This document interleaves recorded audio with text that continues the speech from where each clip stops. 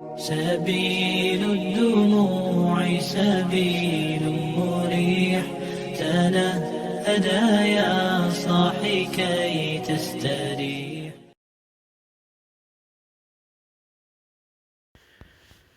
السلام عليكم ورحمة الله وبركاته. الحمد لله رب العالمين والصلاة والسلام على رسولنا الأمين. أما بعد، قال تعالى: فمن شهد منكم الشهر فليصم ومن كان مريضا أو على سفر فعدة من أيام أخر. سورہ بقرہ آیت نمبر 185. یعنی تم میں سے جو شخص اس مہینے کو پالے اسے چاہیے کہ روزہ رکھے، البتہ جو بیمار ہو یا مسافر ہو وہ یہ گنتی دوسرے دنوں میں پوری کرے. اس آیت کریمہ میں حکم کے عام ہونے کے ساتھ ساتھ تخصیص بھی آئی ہے. وہ اس طرح سے کہ عام حکم یہ ہے کہ ہر ایک مسلمان پر روزہ رکھنا واجب ہے، لیکن ساتھ ہی مریض اور مسافر کو مستثنیٰ کیا گیا ہے کہ وہ دوسرے دنوں میں چھوڑے ہوئے دنوں کی گنتی کو روزہ رکھ کر پورا کرے. اسی طرح دوسرے نصوص میں دیگر اسباب کے حامل مسلمانوں کو اس طرح مستثنیٰ رکھا گیا ہے کہ یا تو انہیں رمضان کے روزوں کو دوسرے ایام میں پورا کرنے کی رخصت دی گئی ہو، یا تو ان پر سرے سے ہی یہ واجب ہی نہیں ٹھہرائی گئی ہو. لہٰذا آج ہم رمضان کے روزوں کے وجوب کے شرائط کی بات کریں گے کہ کس طرح کے مسلمانوں پر لازم ہے کہ وہ رمضان کے روزے اپنے ہی وقت پر ادا کریں، اور ان کو ہم رمضان کے روزوں کے وجوب کے شرائط بھی کہہ سکتے ہیں.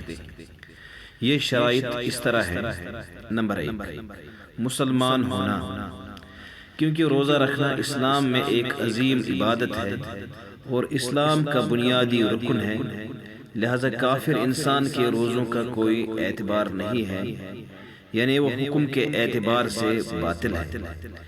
البتہ اگر کوئی شخص کافر تھا پھر وہ اسلام قبول کر لے یعنی مسلمان بن جائے تو اس پر سابقہ روزوں کی قضا نہیں ہے. دوسری شرط بالغ ہونا، جو بچہ ابھی بالغ نہیں ہوا ہے اس پر روزہ رکھنا فرض نہیں ہے، کیونکہ نبی اکرم صلی اللہ علیہ وسلم کا فرمان ہے: رفع القلم عن ثلاثة، عن النائم حتى يستيقظ، وعن الصبي حتى يحتلم، وعن المجنون حتى يأكل. یعنی 3 اشخاص سے قلم اٹھا لیا گیا ہے، اور ان 3 اشخاص میں ایک جس کی ذکر پیغمبر صلی اللہ علیہ وسلم نے فرمائی وہ ہے وَعَنِ الصَّبِيِّ حَتَّى يَحْتَلِمَ، وہ بچہ جو ابھی بالغ نہیں ہوا ہے. تو اس طرح سے نابالغ بچے پر روزہ رکھنا واجب نہیں ہے. البتہ والدین اپنے اولاد کو ان کی نابالغ ہونے کی صورت میں روزہ رکھنے کی رغبت دلا سکتے ہیں بغیر سختی اور تشدد کے، اور ساتھ میں اس پر اللہ تعالیٰ سے ثواب کی نیت بھی رکھی جا سکتی ہے. تیسری شرط عقل ہونا، ایک دیوانے مجنون پر، جس کو پاگل بھی کہتے ہیں، جس کی عقل ٹھیک سے کام نہیں کرتی ہے، اس پر سے سابقہ حدیث کے مطابق قلم اٹھا لیا گیا ہے، یعنی وہ بھی اس ذمہ داری سے بری ہے، جیسے کہ اللہ کے رسول صلی اللہ علیہ وسلم نے فرمایا وَعَنِ الْمَجْنُونِ حَتَّى يَأْكِلَ، یعنی وہ مجنون، وہ دیوانہ، وہ پاگل جس کو ابھی عقل نہیں ہے، جب تک وہ عقل مند نہ ہو جائے، عقل شعور کو واپس حاصل نہ کرے، تب تک وہ بھی اس ذمہ داری سے بری ہے. چوتھی شرط صحت مند ہونا، لہذا جو شخص ایسی بیماری میں مبتلا ہو کہ وہ روزہ نہیں رکھ سکتا ہو تو اس پر رخصت ہے کہ وہ ان دنوں وہ روزہ نہ رکھے، اور پھر ٹھیک ہونے کی صورت میں قضا کرے، یعنی چھوڑے ہوئے دنوں کو باقی دنوں میں روزہ رکھ کر پورا کرے، جیسے کہ اللہ کا فرمان ہے وَمَنْ كَانَ مَرِيضًا أَوْ عَلَى سَفَرٍ فَعِدَّةٌ مِّنْ أَيَّامٍ أُخَرَ.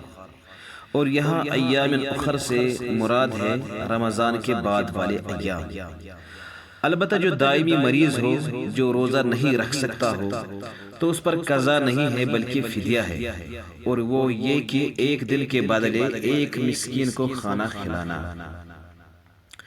5ویں شرط مقیم ہونا، یعنی جو سفر میں نہ ہو، سفر میں انسان کو مشقت کا سامنا کرنا پڑتا ہے۔